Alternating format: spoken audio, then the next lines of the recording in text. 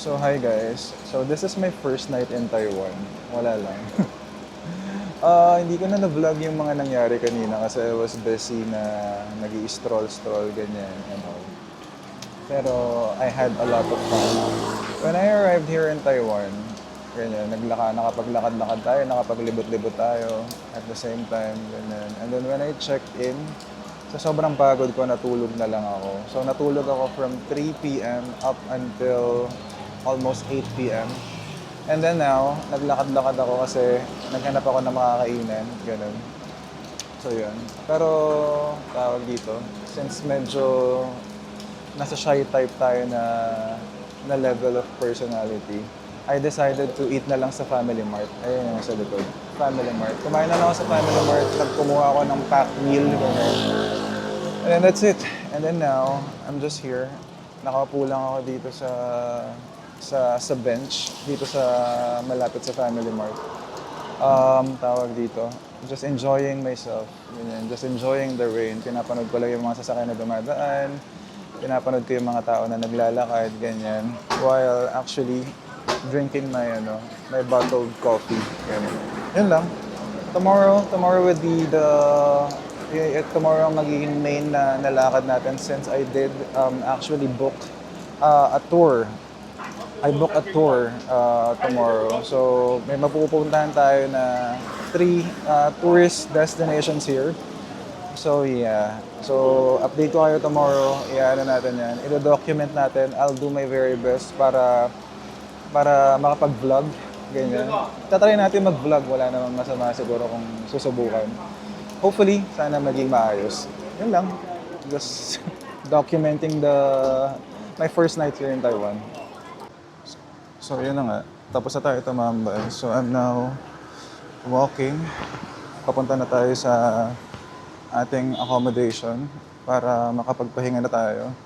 So, pumunta ulit ako ng Family Mart kasi bumili ako ng toothbrush at saka ng toothpaste. Actually, may dala akong toothbrush but I forgot to actually bring my toothpaste. So, yun. So, naglalakad na tayo. Magsha-shower din tayo before tayo magpahinga. Ayun, ano pa ba? Wala lang, nakakatawa. Nakakatawa na I get to actually experience this kasi first time ko rin dito sa Taiwan. So yun, hindi naman ako natatakot kasi tawag dito. Kasi yung mga feedback naman ninyo, sabi nyo okay naman dito, safe naman. So I guess I'm good. Ganyan. Wala lang. Tinatry ko lang yung vlogger ear ako.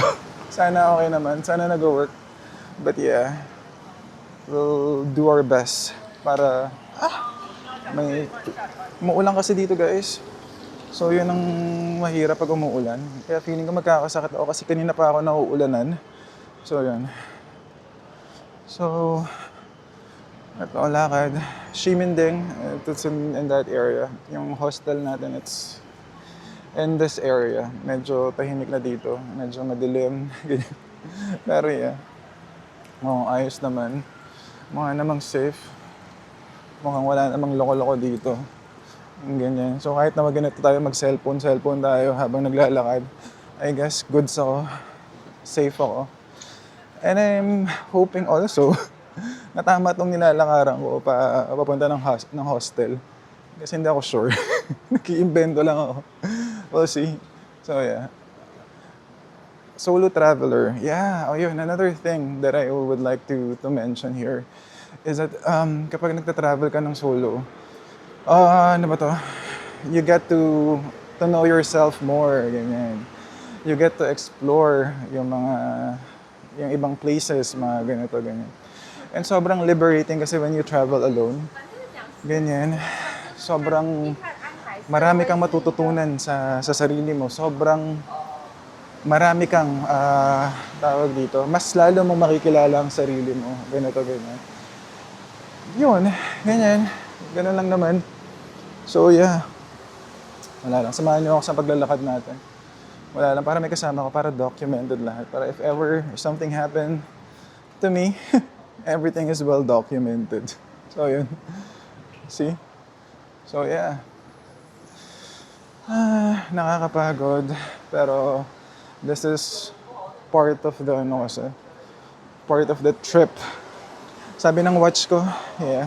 Sabi ng aking smartwatch, nakaka 18,000 steps na ako. So yeah, 18,000 steps, wow. Kahit hindi tayo nakapag-gym, kasi nga nandito tayo, goods lang, ganyan. Kasi I was able to walk. You know what guys? Feeling ko nawawala ako. I think this is not the right area. So saan ba yung area ko? Hanapin ko pa, ano ba to? Paano ba to? Wait up. Paano ba? So yeah. Nag-iimbento kasi ako ng nilalakaran ko. So, I'm not sure. Mali yata. Wait up. We'll find the way. Balikan ko kayo, wait lang. I need my map. So there you go. Nakita ko na. I've checked the map.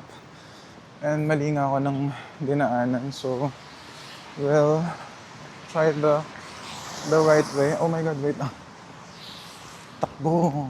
Kasi tapos na yung pedestrian. So yeah. Sabi, turn right and then turn right. Okay. Tawid ulit tayo pedestrian guys. Ximending area. Ximending? I don't know. How do you pronounce that? Pero naambon. So kung magkasakit man ako, you know why. Kasi kanina pa ako nagpapaulan. So yeah. So malapit na tayo sa ating hostel. I'll try to tour you around sa hostel natin. Lakad-lakad lang. Yeah. So tama na to. I'm sure na tama na ako.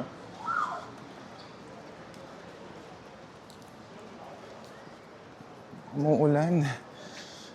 Yun ang mahirap dito. Naulan. Tama ba to? Tama naman yata. May kainan, no? Sana dyan pala ako kumain. So yeah, tatawid ulit tayo ng pedestrian. Daming tao. I'm not sure if you can see, but yeah, there's a lot of people. So yun.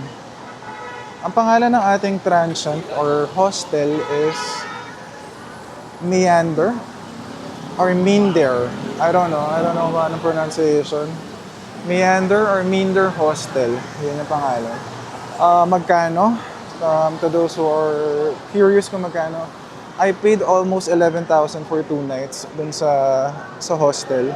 I'm not sure kung bakit ganun siya kamahal. Pero siguro baka kasi last minute booking kasi last night lang ako nag-book ng flights and last night lang din ako nag-book ng accommodation. So I guess maybe that's the reason why it's expensive or talagang mahal doon. I'm not sure. Ganyan. So yun. Yun lang.